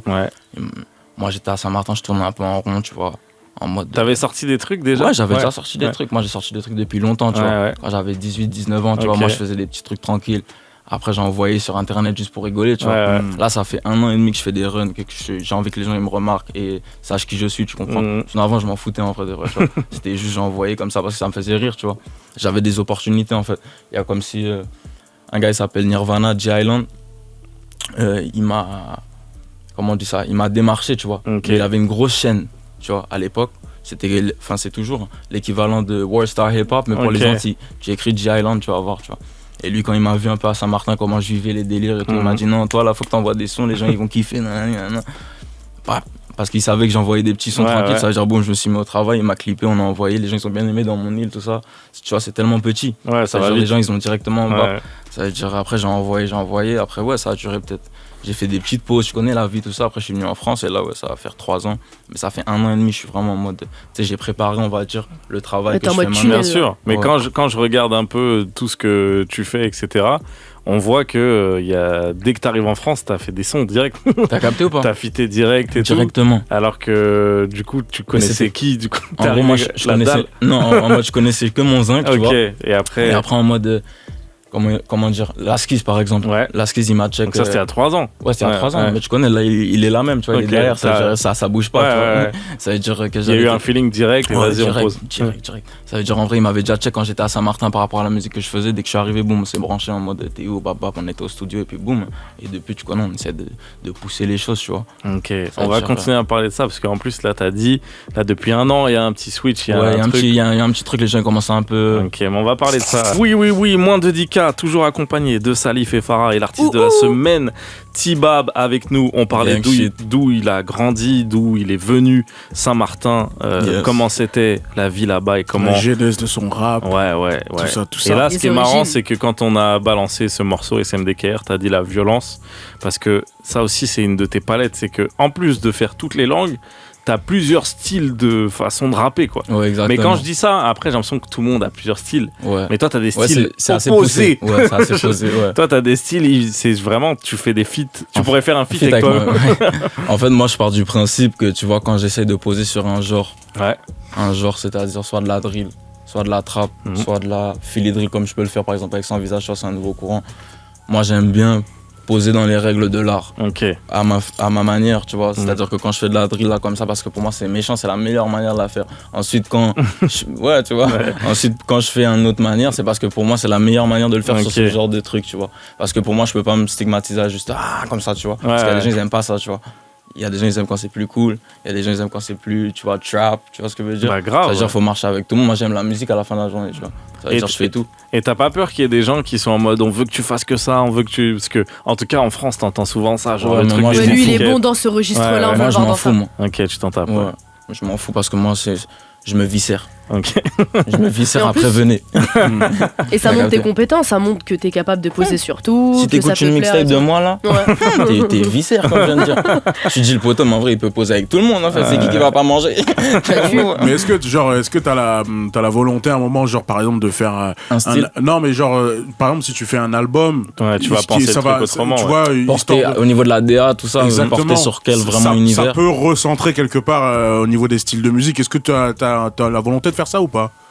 On va dire peut-être dans le futur, pas le futur proche, mais le futur un peu plus loin. Tu vois, là, je vais commencer à faire. Là, j'ai sorti ouais, tu vois, là, j'ai sorti un projet en juin. Là, je vais ressortir un petit projet ou peut-être des singles pour me faire kiffer, tu vois. Parce que là, je suis en train. Le truc que je te disais, Philly Drill, c'est un courant que j'ai envie d'explorer encore, là, tu vois. Si je peux, là, je peux sortir même un projet que de ça, tu vois, mais ça va m'étiqueter. Ça veut dire peut-être je lâche des singles pour les gens, voir un peu. Après, dans les projets, je mets la palette de ce que je peux faire, tu vois, de la trap, de la drill, de tout ce que je veux, et après peut-être me concentrer sur un truc précis, que je vais voir, tu vois, parce que pour l'instant, pour moi, j'aime tout ce que je fais, j'aime ça, tu vois.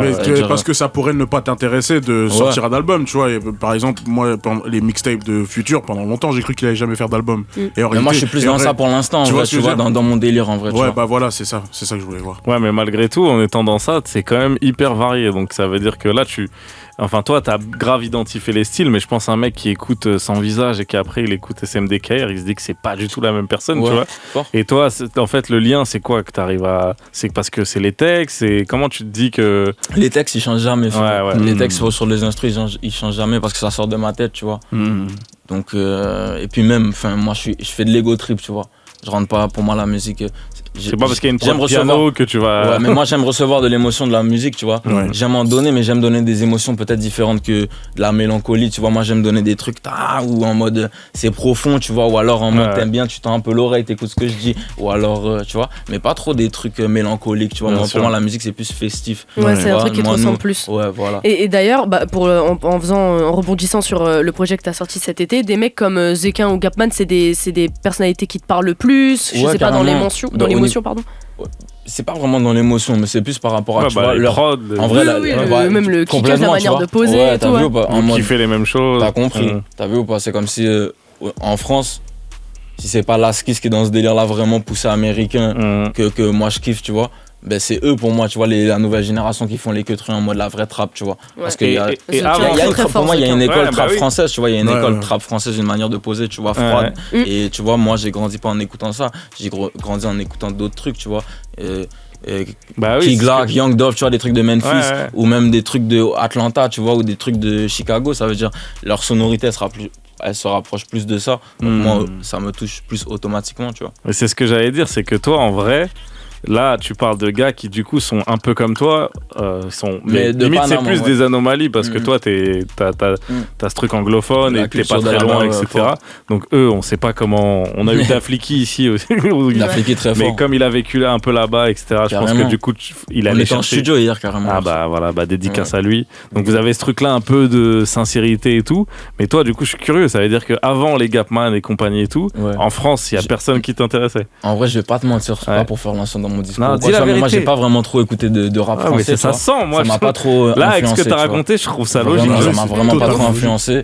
Après, tu vois, je connais Booba, je connais les classiques, la crime, tous les trucs comme ça, je connais de nom, tu vois. J'ai jamais mis vraiment mon oreille dedans pour écouter des albums, tu vois. J'ai pas faire le mentir, tu vois. Maintenant, big up à ces gens-là qui ont contribué à la culture française, t'as vu ou pas? C'est là que je suis, ça veut dire. Moi aussi, je dois. Par contre, tu vois, j'essaie de regarder un peu ce qui se fait, tu vois, actuellement, dans tous les styles. Dans toutes les manières, moi pour comprendre l'industrie. J'étais pas documenté en mode new wave, tout ça avant. Je savais même pas c'était quoi ce délire-là, tu vois. Vraiment pas, tu vois. C'est-à-dire c'est récemment, Et tu connais là, j'essaye un peu de voir qu'est-ce qui se passe en France pour que moi aussi, tu vois, comme des fois, peut-être toi tu comprends parce que t'écoutes des trucs de là-bas, mais il y a des gens ils comprennent pas des fois qu'est-ce que je veux donner, t'as vu. Bien sûr. Parce qu'ils ont pas les rêves, ils ont pas le queutru, t'as vu. Ça veut dire. Comment on rend ça accessible un peu, comment tu connectes avec l'historique du rap français, avec ce que tu fais, quoi. Ouais, mais c'est ça justement, c'est en regardant tout ce qui se fait, tu vois, parce que tu vois, en prenant des mots, tu vois, avant, quand je venais d'arriver ici, ma manière de parler français, elle était différente, tu vois, même... je mettais plein de mots anglais, plein de mots créoles, tu vois. Et en gros, même, tu vois, avant, j'avais trop la tête dure, je voulais que faire des sons en anglais, tu vois. On m'a beaucoup conseillé de faire. Je suis en France, je parle plus français. Les gens, des fois, il y en a, ils disent, il veut quoi, pourquoi il parle anglais, tu vois, c'est quoi, c'est comme ça, il pense ici un peu les gens des fois, tu vois, ça veut dire il faut... Mais ça, tu savais pas, quoi. Je savais pas du tout, moi, je suis arrivé là, j'étais en bière, je voulais que rapper en anglais, je pensais les gens, ils allaient dire, ouais, c'est qui, il rappe en anglais, ouais, c'est ça. Ils ont dit, pourquoi tu parles anglais, ils sont comme ça ici. Après, c'est léger, moi, je kiffe, tu connais, y a pas de galère. Bah oui. Chez moi, c'est pire, les gens, ils sont en pierre.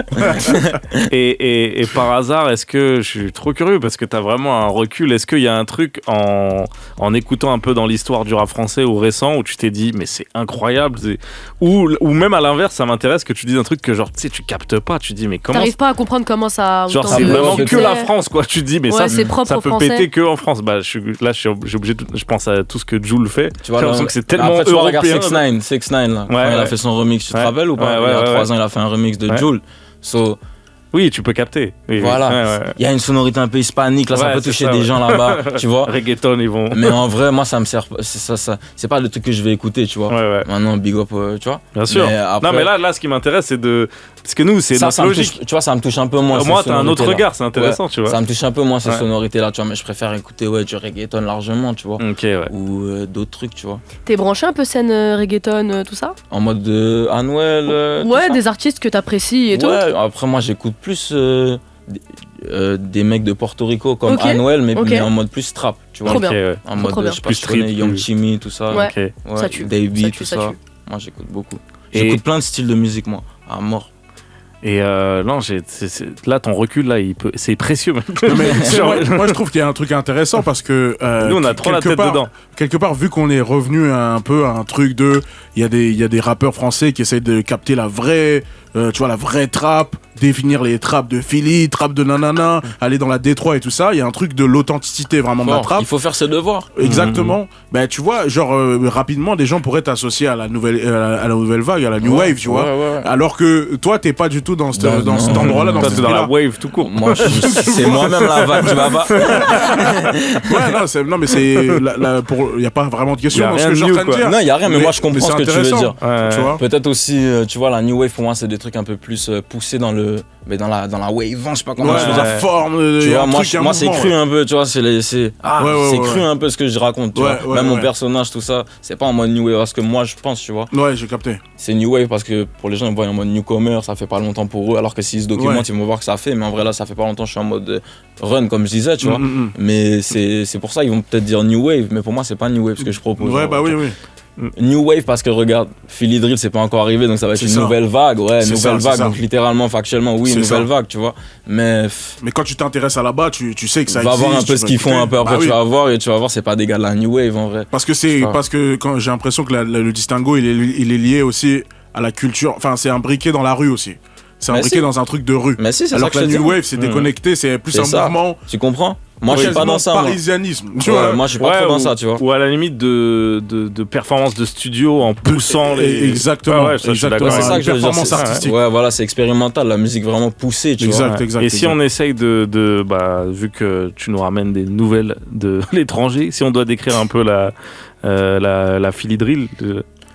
Alors, moi, je trouve que c'est profond. T'as vu ou pas? En mode, t'as vu, c'est profond au niveau des sonorités, tu vois. Et les percussions, elles ont. Ça fait frrr, on dirait que ça fait frrr, on dirait que ça pète, tu vois ce que je veux dire. Après, je sais pas quoi, ça pète vraiment, c'est fort, tu vois. Et là, c'est profond. Moi, ça. Pour moi, il y a du corps, il y a un truc. Ouais, il y a un truc, tu vois. Pour moi, c'est vraiment deep, tu vois. Quand t'entends ça, c'est obligé de te. Même t'aimes pas, tu vas quand même écouter soit ce que je dis, soit tu vas bouger ta tête, soit il y a un truc qui se passe quand même. De toute façon, le rap de Philly il a toujours été très texte, très profond. On se rappelle de Meek Mill et tout ça, c'est freestyle et tout ça. Donc je me dis que la drill. Meek Mill en ce moment, waouh. Ouais. Bon, laisse tomber. On n'en parle pas, carrément, on n'en parle même pas. J'allais dire, il est dépassé par la Philly Drill, mais il est dépassé par plein de trucs. Carrément, il a fait un son Philly Drill là. Ah ouais, il y a même pas 10 jours. Il fait ce qu'il peut, mais il essaie de récupérer le buzz. Je crois. Non, mais et par rapport à ça, sur le côté la différence avec, parce que là sur ton morceau Philly Drill, c'était moins violent. Donc, beaucoup moins violent. Ouais, donc du coup, dans la manière de poser, est-ce que c'est aussi, ça définit la Philly Drill? Est-ce que du coup c'est beaucoup, ou c'est juste toi? Ouais, ça définit la Philly Drill aussi. Pour moi, ça plus posé, c'est plus nonchalant, tu vois, c'est insolent. C'est nonchalant, c'est insolent. C'est d'un genre, tu pèses tes mots, tu vois, tes mots ils sont, tu donnes du poids à tes mots dans la manière d'interpréter, tu vois, et ça permet de faire plein de flows. Moi, j'aime bien découper. Tu peux faire des flows courts, des flows longs, tu peux aller vite, tu vois. De toute façon, je vais sortir plein de trucs là, vous allez voir. Ça va envoyer ça. Non, mais là, j'allais dire justement, on va écouter. Il faut illustrer là. Un autre registre, j'ai envie d'écouter le morceau Paradis Fiscal, où là tu montres aussi une autre palette, etc. Ouais, fort. Donc on écoute ça, on en parle juste après. T-Bab, Paradis Fiscal sur Move.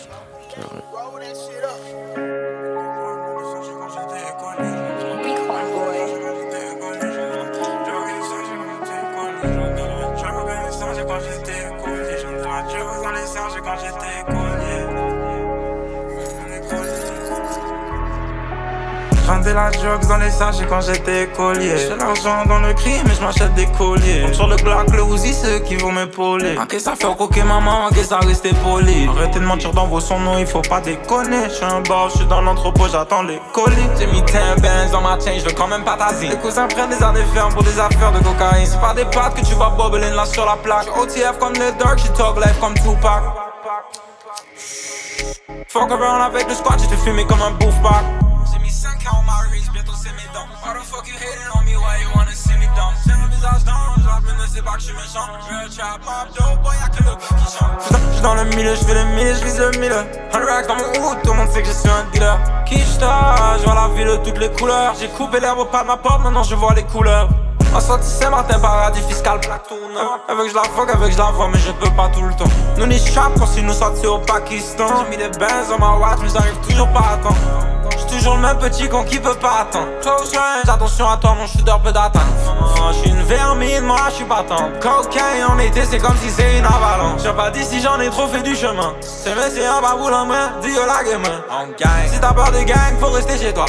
Ils ont pas le strap, ils sont même pas pour le war. I spent some money on my chains, now you know the name. I just bought me a new whip, me and you not the same. J'en ai acheté une nouvelle caisse, toi et moi on n'est pas les mêmes. Ils font un clip dans la street, ils finissent dans un même. Scam que des bitches dans un nouveau thème. Big bag, là je dépense au Ritz, pas au nouveau hôtel. Refund, downtown, j'me prends un nouveau hôtel. New grills, smile pour la clientèle. Hey, T-Bab, le morceau c'était Paradis Fiscal sur Move, let's go.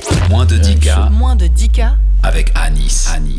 Moins de 10Ks avec T-Bab dans la maison. On était en train de retracer son parcours, hyper intéressant. Il a beaucoup de recul par rapport à nous, puisqu'il a grandi à Saint-Martin, qu'il a été nourri par le rap Quinry, mais en étant très proche, on était en train de parler de Philly Drill. Et là, on a écouté une autre facette de ce que tu fais. C'est quoi le style là? Là, c'est de la West Coast. Hein. Ok. Tu vois, c'est de la West Coast. Je sais pas si tu connais R3. Non, je connais pas, mais là, j'ai l'impression que il y a un truc dans la prod là qui fait que je savais que c'était par là. Ouais, mais la j'ai West pas Coast, assez l'expérience. donc Los Angeles, t'as capté. Ouais. Et après, je l'ai pris en contre-pied. J'ai mis un peu de mélo dans ça, tu vois. Okay. Parce que je trouvais que c'était intéressant. Et puis voilà. Mais là, quand tu l'expliques, c'est hyper scientifique, tu vois. On dirait genre, t'as un livre de rap et tout. Moi, j'ai grave des cahiers, j'ai grave j'écoute la musique toute la journée. T'es vraiment un gars de laboratoire du rap, quoi. Ouais. Parce qu'il y a des rappeurs studio, tu vois, des rappeurs studio en mode c'est que des mecs de studio. Moi, c'est pas trop ça. Non, mais je veux dire dans le sens où. Mais ouais, je m'intéresse maintenant, tu vois, c'est ça pour moi que j'ai envie de faire. Et puis tu disais, quand tu t'attaques à un style, tu veux le comprendre. Ouais, je veux faire mes devoirs. Pour moi, c'est important. T'as vu, moi, de base, la musique, je la regardais, tu vois, j'étais là, on était là. Nous, on vient à Saint-Martin, on vit dehors. Nous, on est là en mode, on a de la musique qu'on écoute, tu vois. Même des fois, il y a tu vois la télé dehors, tu vois, avec des projecteurs, tu vois, c'est. Enfin, tu peux pas comprendre. Quand j'explique comme ça, c'est bizarre. En mode favela, c'est un peu, il y a des projecteurs, t'es là, tu regardes, il y a des clips, tu vois, t'es bien, tu vois. Et tu vois ce qui se passe. Dedans, du matin, c'est ça, tu vois, c'est un autre délire, tu vois. Même, je suppose, comment les gens s'habillent et tout. Ouais, c'est différent un peu d'ici. Hein. Est-ce que tu comprends rien au style français, là ou... Non, moi, ça me dérange pas. Je crois que c'est les Français, ils comprennent rien à mon style. Je crois que c'est les Français, ils comprennent rien. Ah ouais, tu le sens, ça, genre... Ouais, tu connais, ouais. Ils voient les chaînes, ils voient les trucs comme ça, là, ils se disent, ouais, c'est qui ce blédin? Il travaille à la poste. Ça, c'est quoi?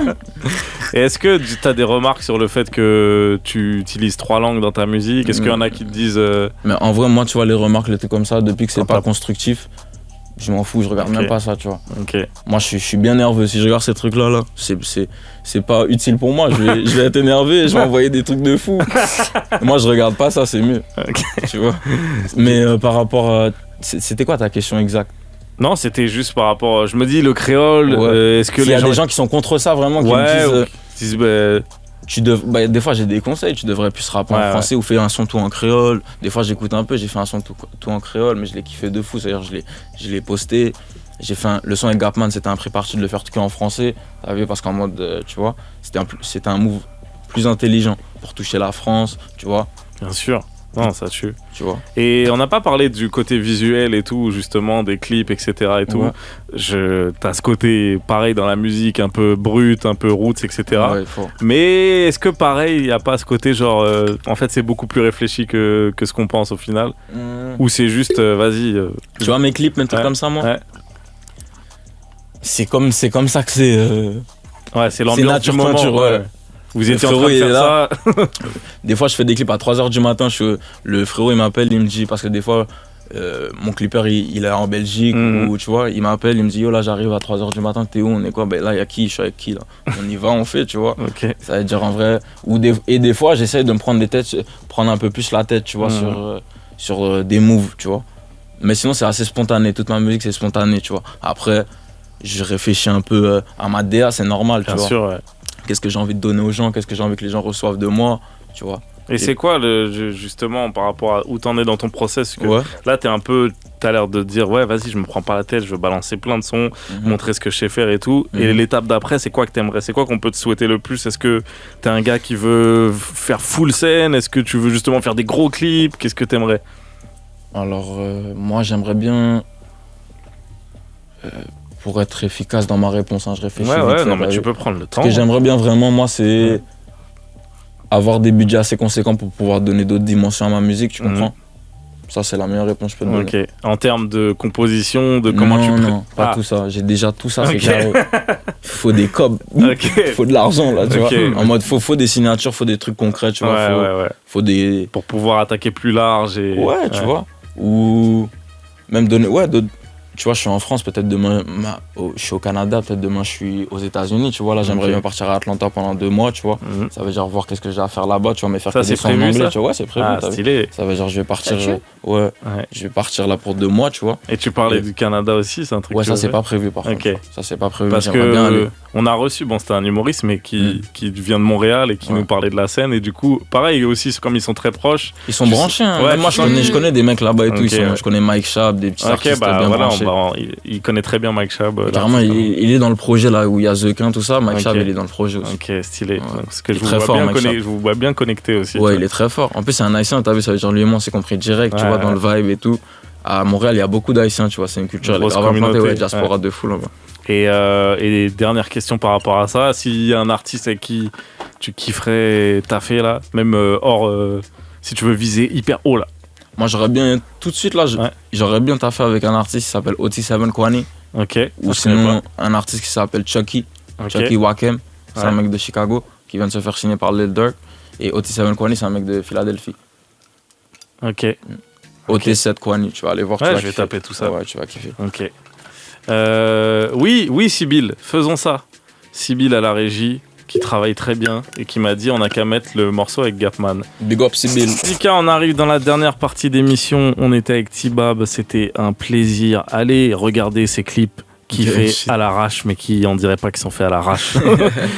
Allez écouter sa musique, allez streamer. Si le gars a 4 personnalités, donc vous êtes obligé d'en kiffer au moins une. Au moins une. En fin d'émission, j'aime bien faire un petit jeu, T-Bab. Vas-y. J'ai un jeu assez simple où Salif, Farah et toi, vous êtes en compétition. Vas-y. C'est tout simple, l'émission s'appelle Moins de 10K. Vas-y. Le jeu, c'est est-ce que c'est moins de 10K ou est-ce que c'est plus de 10K? Vas-y. Là, exemple hyper simple, on l'a déjà fait, mais je suis sûr que vous avez oublié. Prépare-toi à perdre. Le Zénith de Paris a une capacité de plus de 10K. De 10K, de 10 000 personnes ou moins de 10K? Je dis plus.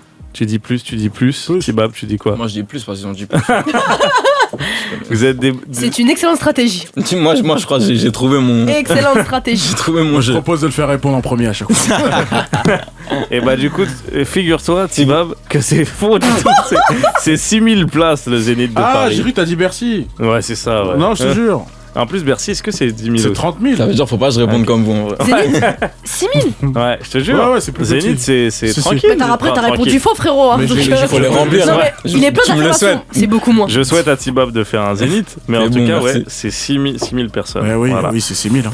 Non, c'était. Voilà. Au moins, vous avez l'exemple. Celui-là, il était simple. T'as capté. Il y en a un que je trouve marrant. Par rapport aux States, etc. Et Salif, tu es dans le cinéma aussi.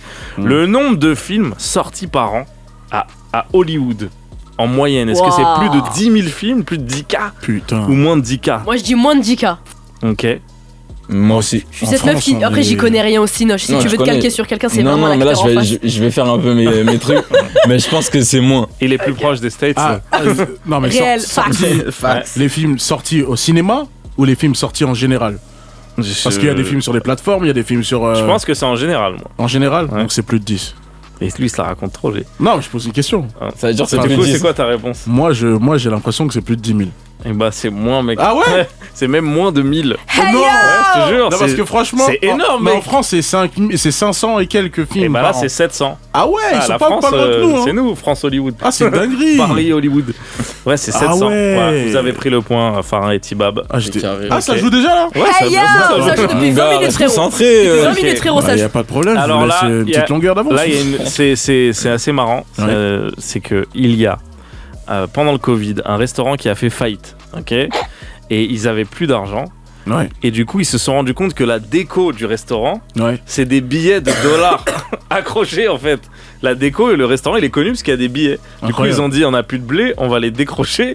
Et du coup, ça leur a fait gagner de l'argent. Ouais. Combien d'argent ça leur a fait gagner de décrocher les billets? Est-ce que c'est plus de 10 000 dollars ou moins de 10 000 On n'a pas, 10, hein, on n'a plus pas 10. d'infos sur. La surface. Tu veux La l'endroit? surface, est-ce qu'on le peut mètre avoir un peu de carré. surface sur le bail, un truc. C'est dans l'état de Géorgie, voilà. Bon, C'est tout. C'est plus de 10 000. Ça, c'est C'est le plus de 10 000, Sandbar. C'est sur l'île de Tybee. Ouais, c'est plus de 10 Sur 000. l'île de Moi, je dis Tybee, plus. c'est 10 000. Et la, Oh C'est plus de 10 000. la Mais toi, patronne mon s'appelle frère. Jennifer Knox. Jennifer. Jennifer, c'est sûr, c'est plus de 10 000.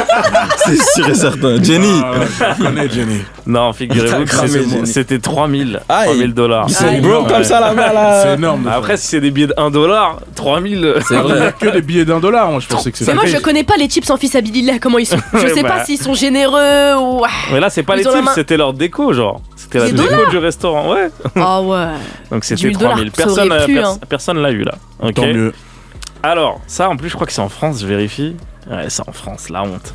Il y a un facteur qui a caché chez lui beaucoup de courriers et les gens se sont plaints et la police a trouvé un nombre de fous de courriers et lui, il a dit. Parce que comme il avait la flemme de faire toute sa tournée de facteurs, il a dit non mais je les gardais mais j'allais leur donner la vie de ma mère. et en fait il faisait une partie du taf et il gardait l'autre moitié chez lui des lettres en mode la flemme. Combien de Plus de 10 000. courriers chez lui on a trouvé? Plus de 10 000. Franchement, moins de 10 000, hein. À l'aise. Honnêtement. Plus de 10 Plus de 000. 10 000. Ouais, 12 000. Attends, mais Ah, est-ce 10 qu'on 000, a, c'est est-ce qu'on a- beaucoup, hein. est-ce qu'on a la temporalité? Là c'est des lettres. Comment ça la temporalité? Bah ouais, En le termes- temps. ouais, En termes de le temps, temps. au niveau Une du temps. échelle. Donc, c'est-à-dire, je te bon. Sur Si combien de c'est- temps? Si c'est une lettre par jour, Non, mais c'est de Et qu'il a base, fait tu ça reçois sur plus d'une lettre 7 par ans. jour. hein. Là vous me posez une colle, là j'ai pas le détail.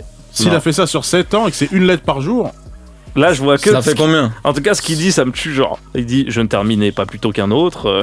Bah je sais pas. Ouais mais tu rendais pas les. Tu faisais pas ton travail quoi. Bah, non, ouais. moi je dis moins de 10 000. Non, mais frère, mais tu sais ce que c'est de. Mais non. En vrai, moins de 10 000, moins de 10 000. Ok, je monte dans le train, je monte dans le train. Waouh. Ouais, je peux changer. J'ai pas d'opinion. Ok, je Moi, je veux dire rechange. plus. Plus maintenant Oui. tu veux juste pas faire comme eux. Oui. Et bah tu prends ton premier point. Salif. Ah, je suis dégoûté. Fallait rester les gars. Putain. c'est- Les pains au lait, les c'est- courses les pains au lait, mon frère. C'était 13 000 lettres le boogie là. Ouais. Mais j'en étais sûr, mais J'ai la fait- quantité T'étais de pas loin, j'ai t'as dit dit 12 12 000. 000 J'ai tout fait à un l'heure. calcul Mais très la vite. quantité de lettres qu'on peut recevoir, une on sous-estime. Moi aussi j'ai une anecdote sur les facteurs, mais je peux la dire après peut-être. Ok, non, si c'est allé rapide. Et ben en fait il y a un monument dans je sais plus quelle région de France à peu près qui s'appelle le monument du facteur cheval. Et en fait c'est un facteur sur son chemin de facteur. Ouais. Il prenait à chaque fois des pierres qu'il récupérait et il a construit une sorte de monument énorme comme une maison avec toutes les pierres qu'il récupérait sur son chemin de facteur. Et ça a donné une sorte de truc historique que les gens vont visiter. Bravo Salif, De ouf. c'est où ça? Je sais plus, mais je peux vous trouver ça après. Mais t'es tellement big brain. T'as toujours la moitié des infos. Oui, bon, moitié de brain du coup. Allez, qui est en tête là? Je ne sais plus là. T-Bab, il doit avoir 2 points. Bah, j'ai l'impression. Je crois que c'est. 2 et toi on est en t'as 1. tête, hein. Quoi? Comment ça j'ai 1? Non, 2, 1. Ah. Ok. 2? Ouais. Ah, ils ont deux. Ah ouais. Ok, vous savez quoi, on fait. J'avais plus de questions, là j'en ai trouvé une envie de faire. Pour voir si Salif égalise ou pas, parce que sinon il va bouder. Non. Alors. Mais je vais égaliser. La population de Monaco. Ok. Est-ce que c'est plus de 10 000 habitants ou moins de 10 000 habitants? Dans la ville des Ferrari, la ville des Lamborghini. C'est plus de 10 000. C'est une bonne question, Anis. C'est une bonne question celle-là. Hein. La principauté de Monaco. Ouais. Qu'est-ce que tu dis du coup au lieu de gagner du temps? Thibaut, au moment il va direct. Tu vois. Je pense que c'est moins de 10 000. Il est comme en studio. Et Farah, de toute façon, elle va donner la bonne réponse parce qu'elle a triché. Non, j'ai une notif de mon papa. Qui vous dit Salem d'ailleurs. Ouais, Salem. Ils vous passent tous le Salem d'ailleurs. Ah bah, big up au papa. Mais dans le message, est-ce qu'après Salem, il a dit et la réponse à la question? Vas-y, dis-nous, plus de 10 000 ou moins de 10 000 habitants? Moins de 10 000 à Monaco. T'as dit quoi déjà? Moins. T'as dit moins? Toi, t'as dit quoi? J'ai dit moins de 10 000. Faut l'état, non, t'as dit plus, mais t'as changé. Non, j'ai dit moins. Ok. Mais je peux changer. Et bah, vous êtes tous les 3. Je peux t'en passer. Non, c'est trop tard. Il y a 36 469 C'était personnes. sûr, en vrai. C'était sûr. Je sais pas pourquoi j'ai dit ça. Je sais pas, non, c'était. Attends, pas redis-moi, combien? 36 469 personnes. Voilà. Dingue. À Monaco. C'est énorme. Ils sont tous riches, c'est fou, hein. Non, parce que dans les 9 là, il y a un cousin à moi qui vit là-bas. Ah ouais. Et il a pas un sou. Il a pas un. Ouais. Il a pas un. Mais il y a pour les pains. Non, il vit à Monaco. Ah, Monaco même. Mais il fait semblant d'être riche. Et d'ailleurs là-bas, il l'appelle. C'est les mecs qui vivent à jouer les pains. Je suis désolé. Olivier là-bas. Alors qu'il s'appelle Hassan. Ah bah. Mais est-ce qu'il vit à Monaco? Belle assimilation. Monaco. Monaco. Ok. On chante pas très bien. C'était une bonne blague, je trouve. Merci T-Bab d'avoir été avec nous. Bah, merci à vous en tout cas. Est-ce qu'on finit l'émission? On a encore un morceau de T-Bab. Est-ce que... Ah non, là, j'ai rendu l'antenne tôt, là. Il y a vraiment un pouce qui s'est levé. Hein. Ah ouais, je suis un ouf, moi. Il reste 2 minutes. Bah tant mieux, on va donner tes réseaux parce que j'ai galéré à trouver tes réseaux. Ouais, l'arrobase. On va en profiter. Quel est ton Instagram, T-Bab? SMBrickBab. SMBRICK. Et c'est aussi la chaîne YouTube. Exactement. Voilà. Et si vous voulez... Il n'y a rien d'autre. C'est bien déjà. Twitter. Ouais, vas-y, tu peux donner aussi. Je sais même pas ce que bah moi j'avais trouvé en tapant T-Bab, je crois, et en tapant les noms des morceaux. Voilà, ils vont trouver. Je t'avais bien cherché et je suis content de t'avoir trouvé. J'espère que t'as passé un bon moment en notre Franchement, compagnie. j'ai passé un très bon moment, c'est passé fluide. Du coup, on a bien fait de t'attraper parce qu'en fait, moi je croyais que ça t'intéressait le marché français, mais le mec il se barre à Atlanta, il s'en fout. Après, non, après si le marché français est intéressant, c'est ça là-bas, il va nous oublier. Super. Non, c'est léger. Je vais toujours revenir ici quand même. Non. La Fashion Week, t'as déjà fait des scènes à Paris? Ouais, j'ai déjà fait des scènes. T'as kiffé? Ouais, franchement, c'était cool. J'aime bien la scène. T'es un gars. Ouais, j'aime bien. En plus, t'as vu les soins énergétiques? Ouais, c'est ça que j'allais dire. Ça envoie, même si tu connais pas, tu montes direct dans le train. Ouais, les gens. La scène, c'est ça qui est bien dans la scène. J'ai fait une scène qui m'a un peu moins. Mais c'est tout. J'ai fait une seule scène qui était bof, tu vois. Sinon, le reste, c'était lourd. Et bah, on te souhaite de faire plein de scènes, de tout niquer. C'était T-Bab avec nous. On finit justement avec le morceau Michael Myers, la violence, T-Bab sur Move. Let's go. Peace out. Bisous.